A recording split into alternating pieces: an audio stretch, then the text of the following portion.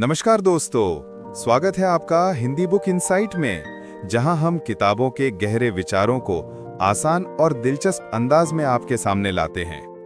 आज हम बात करने वाले हैं एक ऐसी अनोखी किताब की जो हमारी सोचने की दिशा बदल सकती है, the philosophy of as if. ये किताब हमें ये सिखाती है कि जिंदगी में हर चीज को सीधा सच या झूठ मानकर चलना जरूरी नहीं है। कभी कभी हमें ऐसे जीना पड़ता है जैसे कि कोई विचार सच हो, भले ही हमें पक्का यकीन न हो। यही एज इफ का जादू है। चाहे वो हमारे विश्वास हों, सपने हों या रिश्ते, हम उन्हें अक्सर इसलिए जीते हैं क्योंकि हम मान लेते हैं कि उनका कोई मतलब है, और यही मान लेना हमारी जिंदगी को दिशा और गहराई देता है। तो आइए दोस्तों, इस वीडियो में हम समझेंगे कि कैसे एज इफ की सोच हमारी रोजमर्रा की जिंदगी, हमारे फैसलों और हमारे रिश्तों को बदल सकती है। चैप्टर 1, जिंदगी को देखने का नया नजरिया। दोस्तों सोचिए जरा, हमारी जिंदगी में कितनी सारी चीजें हैं जिन्हें हम बिना सवाल किए मान लेते हैं। जैसे कि हम कहते हैं सूरज उगता है, जबकि असल में पृथ्वी घूम रही है। लेकिन क्या हम हर सुबह ये सोचते हैं कि पृथ्वी घूम रही है? नहीं, हम बस मान लेते हैं कि सूरज उगा है और हमारी सुबह शुरू हो जाती है। यही है एज इफ का पहला राज। कई बार हमें चीजों को सच की तरह मानना पड़ता है, चाहे वो पूरी तरह सच ना भी हो। ये मान लेना हमारी जिंदगी को आसान बनाता है। अब सोचिए, अगर हमें हर बार वैज्ञानिक तरीके से सोचना पड़े कि असल में पृथ्वी घूम रही है इसलिए रोशनी हमारी तरफ आई है, तो क्या हम सहजता से जी पाएंगे? बिल्कुल नहीं। हमारी रोजमर्रा की भाषा, हमारा विश्वास और हमारे फैसले जैसे कि नींव पर टिके होते हैं। यही बात हैंस वाहिंगर कहते हैं। इंसान कई बार अपनी प्रैक्टिकल जिंदगी को चलाने के लिए ऐसे विचार गढ़ता है जो पूरी तरह सच नहीं होते, लेकिन उन विचारों की जरूरत होती है। एक आसान उदाहरण लीजिए। मान लीजिए आपको सुबह सुबह उठकर दौड़ने जाना है। आप खुद को कहते हो कि अगर मैं रोज दौड़ूंगा तो मैं सुपर फिट और एनर्जेटिक बन जाऊंगा। अब असलियत यह है कि एक दिन दौड़ने से कुछ नहीं होगा, लेकिन आप जैसे कि ये सच है मानकर चलते हो, और यही सोच आपको मोटिवेट करती है। चैप्टर 1 यही समझाता है कि इंसान की सोच पूरी तरह तार्किक यानी लॉजिकल नहीं होती। हम कई बार ऐसे बिलीफ बना लेते हैं जो हमें आगे बढ़ने में मदद करते हैं, और यही बिलीफ सिस्टम हमारी साइकोलॉजी का हिस्सा बन जाता है।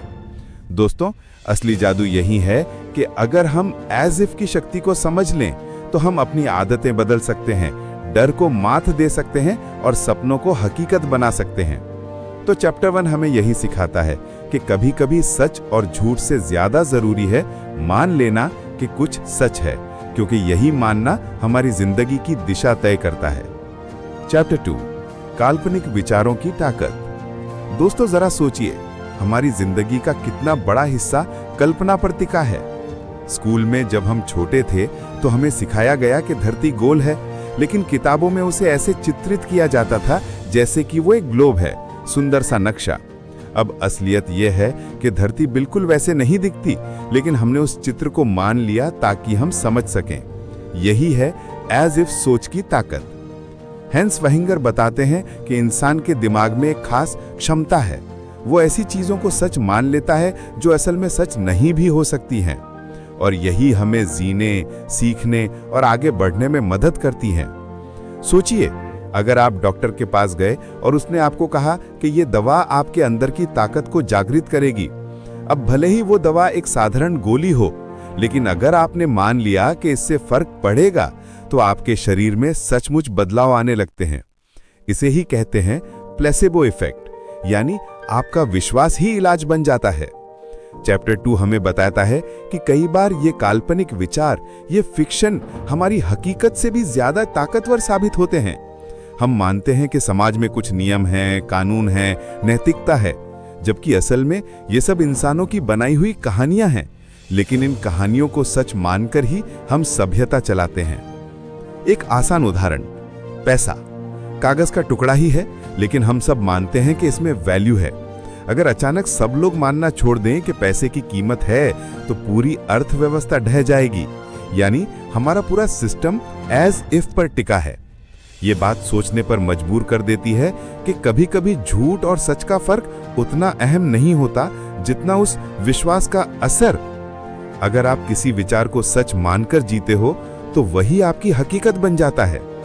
तो चैप्टर 2 हमें यही सिखाता है कि कभी-कभी काल्पनिक चीजों की ताकत हकीकत से कहीं ज्यादा होती है और यही ताकत हमें इंसान बनाती है। चैप्टर 3, झूठ भी सच जैसा असर डालता है। दोस्तों, जरा ठहर कर सोचिए, क्या हर वो चीज जो हम मानते हैं सच होती है? शायद नहीं, लेकिन फिर भी उसका असर हमारी जिंदगी पर गहरा पड़ता है। हेंस वाहिंगर इस चैप्टर में कहते हैं कि इंसान अक्सर ऐसे विचारों को पकड़कर चलता है जो पूरी तरह सच नहीं होते, फिर भी हम उन्हें जैसे कि सच हैं वैसे जीते हैं। उदाहरण के लिए मान लीजिए एक बच्चा पढ़ाई में बहुत कमजोर है, लेकिन उसके टीचर और परिवार उसे बार बार कहते हैं तुम बहुत होशियार हो, तुम कर सकते हो।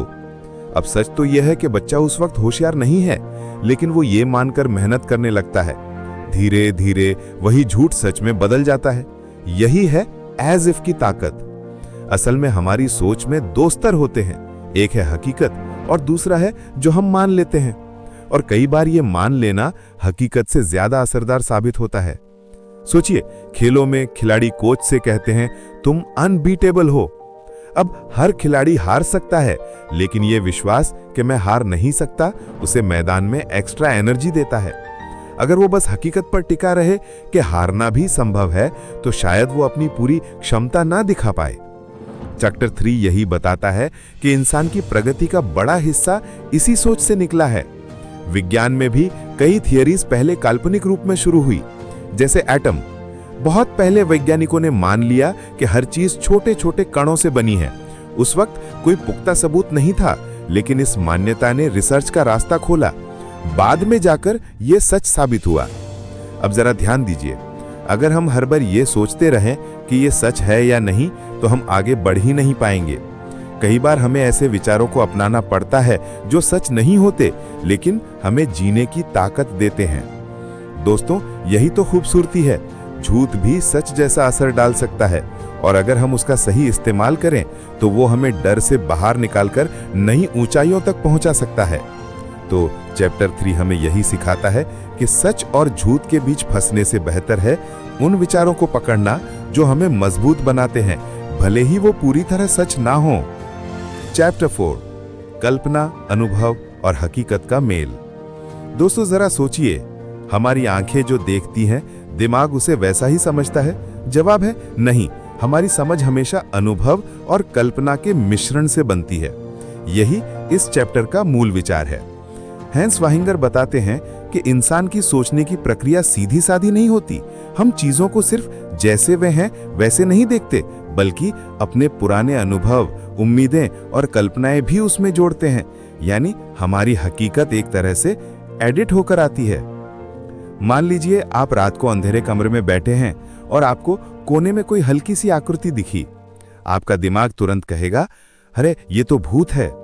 असलियत शायद वो बस एक कुर्सी हो, लेकिन आपके पिछले अनुभव और कल्पना उस कुर्सी को भूत बना देते हैं। यही है कि हम अक्सर एज इफ के लेंस से दुनिया को देखते हैं। चैप्टर 4 इस बात पर जोर देता है कि हमारी सोच का बड़ा हिस्सा उन धारणाओं यानी अजम्पशन से आता है जिन्हें हमने खुद बनाया है। हम मानते हैं कि दुनिया प्रेडिक्टेबल है, लोग भरोसेमंद हैं या कल सूरज फिर निकलेगा। सच कहें तो हमें 100% यकीन नहीं, लेकिन हम ऐसे जीते हैं कि जैसे कि ये सब सच है। इंसान का दिमाग खुद को सुरक्षित रखने के लिए कल्पनाओं का सहारा लेता है। जैसे हम ट्रैफिक रूल्स मानते हैं क्योंकि हमें लगता है कि सब लोग नियमों का पालन करेंगे। अगर हम ये मानना छोड़ दें तो सड़क पर निकलना ही असंभव हो जाएगा। इस चैप्टर का एक दिलचस्प पहलू ये है कि वाहिंगर ये मानते हैं कि ये एज इफ वाला दृष्टिकोण कोई कमजोरी नहीं है, बल्कि यही इंसान की ताकत है। सोचिए, अगर इंसान केवल फैक्ट्स पर ही जीता तो वो कभी बड़े सपने नहीं देख पाता। सपनों और कल्पनाओं को सच मानकर ही हम नए आविष्कार करते हैं, नई खोजें करते हैं और जीवन में आगे बढ़ते हैं। दोस्तों, इस चैप्टर से हमें गहरा सबक मिलता है कि हकीकत सिर्फ वही नहीं है जो हमारी आंखें देखती हैं, बल्कि वो भी है जिसे हमारा मन सच मान लेता है। और कई बार यही कल्पना हमारी जिंदगी की दिशा तय कर देती है। तो चैप्टर 4 हमें सिखाता है कि अनुभव और कल्पना मिलकर हमारी वास्तविकता बनाते हैं, और अगर हम अपनी कल्पनाओं को सही दिशा दें तो हम अपनी हकीकत भी बदल सकते हैं। चैप्टर 5 नैतिकता और नियम भी एक कल्पना है। दोस्तों, जब भी हम नैतिकता या नियमों की बात करते हैं तो हमें लगता है कि ये कोई दिव्य आदेश हैं जो हमेशा से थे और हमेशा रहेंगे। लेकिन हैंस वाइहिंगर इस चैप्टर में एक चौंकाने वाला सच सामने रखते हैं। ये सब इंसान की बनाई हुई कल्पनाएं हैं जिन्हें हमने ऐसे जीना शुरू कर दिया जैसे कि ये एब्सोल्यूट सच हो। सोचिए, अगर दुनिया में कोई नियम न हो, कोई कानून न हो, तो क्या होगा? शायद हर कोई अपनी मर्जी से चलेगा और समाज टूट जाएगा। यही डर हमें मजबूर करता है कि हम ऐसे ढांचे बनाएं जिन पर सब लोग भरोसा कर सकें। यहीं से जन्म होता है नैतिकता और नियमों का। लेकिन सच्चाई ये है कि ये सारे नियम बदलते रहते हैं। जिस चीज को एक समाज सही मानता है, दूसरा समाज उसे गलत कह सकता है। एक समय था जब दुनिया के कई हिस्सों में गुलामी यानी स्लेवरी सामान्य मानी जाती थी। लोग उसे नैतिक मानते थे। आज वो अपराध है। यानी नैतिकता कोई ईश्वरीय सच नहीं, बल्कि इंसानों का बनाया हुआ एज इफ है। चैप्टर 5 हमें यही दिखाता है कि इंसान ने सर्वाइवल और समाज को चलाने के लिए ये मान लिया कि कुछ चीजें अच्छी हैं और कुछ बुरी, और फिर सब ने मिलकर ऐसे जीना शुरू कर दिया जैसे कि ये यूनिवर्सल ट्रूथ हो। अब जरा सोचना, अगर पुलिस ना हो, अगर कानून ना हो, तो क्या लोग नियम मानेंगे? शायद नहीं। लेकिन क्योंकि हम ये मानते हैं कि कानून हमें सजा देगा, इसलिए हम नियमों का पालन करते हैं। यानी कानून भी एक तरह से एज इफ है, एक ऐसा विचार जिसे सच मानना जरूरी है ताकि समाज टिक सके। ये चैप्टर हमें एक नया लेंस देता है। जब भी हम किसी नैतिक वैल्यू को एब्सोल्यूट मानते हैं, हमें याद रखना चाहिए कि ये भी एक तरह का अग्रीमेंट है, कलेक्टिव इमेजिनेशन है, और अगर समाज बदलता है तो ये वैल्यूज भी बदल सकती हैं। दोस्तों, यहाँ से हमें एक गहरी सीख मिलती है। नैतिकता और नियम जिंदगी को दिशा देने का काम करते हैं, लेकिन हमें ये समझना चाहिए कि ये इंसानों की बनाई हुई संरचनाएं हैं। अगर हम रिजिड होकर इन्हें अटल सच मान लें तो हम बदलाव की ताकत खो देंगे। तो चैप्टर 5 कहता है, नैतिकता और नियम सच से ज्यादा इंसानी कल्पना की उपज हैं जिन्हें हम जीते हैं जैसे कि वो सच हों। चैप्टर 6 विज्ञान और कल्पना का रिश्ता। दोस्तों, जब हम विज्ञान यानी साइंस की बात करते हैं तो हमें लगता है कि ये बिल्कुल ठोस सच है, यहाँ कोई कल्पना या झूठ की जगह नहीं। लेकिन हांस वाइहिंगर इस चैप्टर में एक दिलचस्प बात बताते हैं। विज्ञान भी पूरी तरह सच नहीं होता, उसमें भी बहुत सारे एज इफ भरे पड़े हैं। सोचिए, जब आप स्कूल में पढ़ते थे तो आपको एटम का मॉडल दिखाया गया होगा। न्यूक्लियस बीच में और इलेक्ट्रॉन उसके चारों तरफ घूम रहे हैं। वो मॉडल देखकर लगा होगा कि एटम बिल्कुल ग्रहों की तरह है, लेकिन असलियत, एटम उस मॉडल जैसा दिखता ही नहीं। फिर भी हमने उस तस्वीर को ऐसे मान लिया जैसे कि वो सच है, ताकि हम आसानी से समझ सकें। चैप्टर 6 यही बताता है कि विज्ञान भी सिंबल्स, मॉडल्स और थ्योरीज पर चलता है। यानी विज्ञान में भी बहुत सी बातें टेम्पररी ट्रूथ्स होती हैं। न्यूटन ने ग्रेविटी की थ्योरी दी, सबने उसे एब्सोल्यूट सच मान लिया। लेकिन बाद में आइंस्टाइन ने रिलेटिविटी थ्योरी दी, जिसने न्यूटन की थ्योरी को बदल दिया। यानी साइंस भी स्टेप बाय स्टेप चलता है और हर बार एक नया एज इफ पुरानी हकीकत की जगह ले लेता है। अब सोचिए, अगर वैज्ञानिक ये कह के रुक जाते कि जब तक पूरा सच ना मिले हम आगे नहीं बढ़ेंगे, तो प्रगति ही रुक जाती। लेकिन उन्होंने थियरीज को ऐसे ट्रीट किया जैसे कि वो सच हैं और एक्सपेरिमेंट्स करते गए। यही वजह है कि आज हमारे पास टेक्नोलॉजी, मेडिसिन, स्पेस एक्सप्लोरेशन सब कुछ है। इस चैप्टर का सबसे बड़ा लेसन यही है कि विज्ञान सर्टेनिटी यानी पूर्ण सत्य पर नहीं, बल्कि इमेजिनेशन और अजम्पशंस पर खड़ा है। हम पहले मान लेते हैं कि शायद ऐसा होगा, फिर रिसर्च करते हैं, और कई बार वो मानना ही ब्रेक थ्रूज का रास्ता खोल देता है। दोस्तों, इससे हमें अपनी जिंदगी के लिए भी एक गहरी सीख मिलती है। हमें हर चीज में एब्सोल्यूट सर्टेनिटी का इंतजार नहीं करना चाहिए। कई बार हमें भी एक्सपेरिमेंट्स करने होते हैं, हमें भी अपनी थ्योरीज बनानी होती हैं, अपने अजम्पशंस पर एक्शन लेना होता है। और जब एक्सपीरियंस नया सच दिखाता है तो हमें अपनी सोच बदलने से डरना नहीं चाहिए। तो चैप्टर 6 यही कहता है कि विज्ञान भी कल्पना और एज इफ पर चलता है, और इंसान की प्रगति इसी साहस की वजह से हुई है कि हमने अपूर्ण सच को भी जिया जैसे कि वो पूरा सच हो। चैप्टर 7, धर्म और विश्वास का आधार। दोस्तों, अब तक हमने देखा कि हमारी जिंदगी का बड़ा हिस्सा एज इफ पर टिका है, चाहे वो विज्ञान हो, नैतिकता हो या हमारी रोजमर्रा की सोच। लेकिन इस चैप्टर में हांस वाइहिंगर एक और गहरे पहलू को छूते हैं, और वो है धर्म और विश्वास। सोचिए, जब हम मंदिर जाते हैं, चर्च में प्रार्थना करते हैं या मस्जिद में सजदा करते हैं, तो हम सब एक ही चीज कर रहे होते हैं। हम मान रहे होते हैं जैसे कि कोई ऊंची ताकत है जो हमें देख रही है, हमें सुन रही है और हमें राह दिखा रही है। क्या किसी ने उस ताकत को आंखों से देखा है? शायद नहीं, लेकिन उसके अस्तित्व को मानकर जीना हमारी जिंदगी को अर्थ और सहारा देता है। यही एज इफ का सबसे शक्तिशाली रूप है।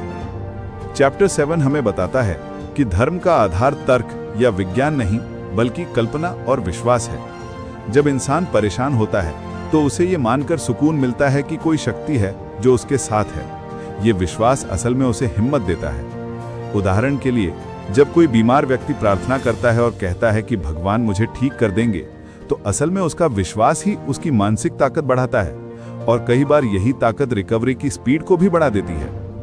वाहिंगर ये नहीं कहते कि भगवान सचमुच में हैं या नहीं, वो बस ये बताते हैं कि इंसान ने इस विचार को एज इफ की तरह अपनाया। हम ऐसे जीते हैं जैसे कि भगवान मौजूद हैं, और यही सोच हमारे समाज और संस्कृति का बड़ा हिस्सा बन गई है। सोचिए, अगर धर्म ना होता तो क्या सभ्यता इतनी व्यवस्थित होती? शायद नहीं। धर्म ने लोगों को नैतिक नियम मानने पर मजबूर किया, उन्हें एक कॉमन विश्वास दिया और समाज को एकजुट किया। भले ही इसकी जड़ें कल्पना में हों, लेकिन इसका असर हकीकत से कहीं ज्यादा है। दोस्तों, इस चैप्टर का गहरा संदेश यही है कि धर्म और विश्वास हमें दिशा और सहारा देते हैं, चाहे वो सच हो या ना हो। ये इंसान की एज इफ सोच का सबसे बड़ा उदाहरण है, जिन्होंने सदियों से इंसान को आशा और हिम्मत दी है। तो चैप्टर 7 हमें सिखाता है कि कभी कभी जिंदगी में आगे बढ़ने के लिए सिर्फ तर्क नहीं, बल्कि विश्वास भी जरूरी है, और यही विश्वास हमें जीने का हौसला देता है। चैप्टर 8, जिंदगी जीने की कला, एज इफ का असली उपयोग। दोस्तों, अब तक हमने समझा कि एज इफ की सोच हमारी जिंदगी के हर हिस्से में है, चाहे वो विज्ञान हो, समाज हो, नैतिकता हो या धर्म और विश्वास। लेकिन इस चैप्टर में हांस वाहिंगर हमें बताते हैं कि आखिरकार इसका हमारी रोजमर्रा की जिंदगी में क्या मतलब है, यानी हम इसे कैसे जी सकते हैं। सोचिए, कई बार हम अपने सपनों को सच मानकर जीते हैं। मान लीजिए आप एक्टर बनना चाहते हैं। लोग आपको हंसाएंगे, कहेंगे ये तो नामुमकिन है। लेकिन अगर आप ऐसे जीना शुरू कर दें जैसे कि आप पहले से एक्टर हैं, ड्रेसिंग, प्रैक्टिस, कॉन्फिडेंस, तो धीरे धीरे दुनिया भी आपको उसी लेंस से देखना शुरू कर देती है। यही है एज इफ की असली ताकत। वाहिंगर कहते हैं कि जिंदगी सर्टेनिटी यानी पक्का सच से नहीं, बल्कि पॉसिबिलिटीज से चलती है, और उन पॉसिबिलिटीज को जीने का सबसे अच्छा तरीका है उन्हें ऐसे मानना जैसे कि वो सच हो। सोचिए, अगर आप हर बार ये सोचते रहेंगे कि क्या ये सच है, क्या ये पॉसिबल है, तो शायद आप कभी पहला कदम ही ना उठा पाते। लेकिन अगर आप एक्शन लेना शुरू कर दें, मानकर कि हाँ ये पॉसिबल है, तो आपकी जर्नी शुरू हो जाएगी। चैप्टर 8 हमें यह भी समझाता है कि एज इफ सोच का गलत इस्तेमाल भी हो सकता है। अगर हम किसी झूठ को पकड़कर रिजिड हो जाएं और उसे कभी छोड़े ही नहीं, तो वो हमें नुकसान पहुंचा सकता है। इसलिए जरूरी है कि हम लचीले यानी फ्लेक्सिबल रहें, आइडियाज को माने, उनके साथ जिए, लेकिन जरूरत पड़ने पर उन्हें बदल भी दें। दोस्तों, असल मायने में ये किताब हमें जीना सिखाती है। हमें सिखाती है कि सपनों, उम्मीदों और विश्वासों को सच मानकर जीना हमें ताकत देता है, और यही ताकत हमें कठिनाइयों से लड़ने, नए रास्ते बनाने और अपनी हकीकत बदलने में मदद करती है। तो चैप्टर 8 हमें एक साफ संदेश देता है कि जिंदगी को रिजिड, सच और झूठ में बांटने की जरूरत नहीं है। असली कला यह है कि हम उन आइडियाज को पकड़ें जो हमें आगे बढ़ाते हैं, उन्हें ऐसे जिएं जैसे कि वो सच हों, और फिर उनसे अपनी हकीकत गढ़ लें। दोस्तों, यही है एज इफ की असली फिलॉसफी, जिंदगी को जीने की एक प्रैक्टिकल और एम्पावरिंग आर्ट। तो दोस्तों, ये थी हांस वाइहिंगर की अनोखी किताब the philosophy of as if की कहानी। हमने देखा कि कैसे हमारी पूरी जिंदगी इस सोच पर चलती है कि हम कई बार चीजों को वैसे जीते हैं जैसे कि वो सच हों, चाहे वो विज्ञान के मॉडल्स हों, समाज के नियम, नैतिक मूल्य या फिर धर्म और विश्वास। असल में इंसान का दिमाग सिर्फ फैक्ट से नहीं चलता, बल्कि इमेजिनेशन और विश्वास से चलता है। और यही इमेजिनेशन हमारी ताकत है। अगर हम हर चीज को लेकर एब्सोल्यूट सच का इंतजार करते रहते तो शायद ना विज्ञान आगे बढ़ पाता, ना समाज इतना व्यवस्थित होता, ना हम सपने देख पाते। इस किताब का असली मैसेज यही है कि कभी कभी जिंदगी में आगे बढ़ने के लिए हमें आइडियाज को अपनाना पड़ता है, मानना पड़ता है, जीना पड़ता है जैसे कि वो सच हो, और फिर वही सोच हमें रियलिटी बदलने की ताकत देती है। तो अगली बार जब कोई आपको कहे कि ये सच नहीं है, ये पॉसिबल नहीं है, तो याद रखिए, जिंदगी सर्टेनिटी से नहीं, पॉसिबिलिटी से चलती है। और पॉसिबिलिटीज को हकीकत बनाने के लिए सबसे पहला कदम है उन्हें मान लेना as if they are true. दोस्तों, अगर आपको ये वीडियो पसंद आया हो तो हिंदी बुक इनसाइट को सब्सक्राइब करना मत भूलिएगा। कमेंट में जरूर बताइएगा कि इस फिलॉसफी का कौन सा पहलू आपको सबसे इंस्पायरिंग लगा। और हाँ, अगली जर्नी के लिए जुड़े रहिए। तब तक के लिए अपने सपनों को जीते रहिए, ऐसे मानकर जैसे कि वो सच हो, क्योंकि एक दिन वो वही आपकी हकीकत बनेंगे।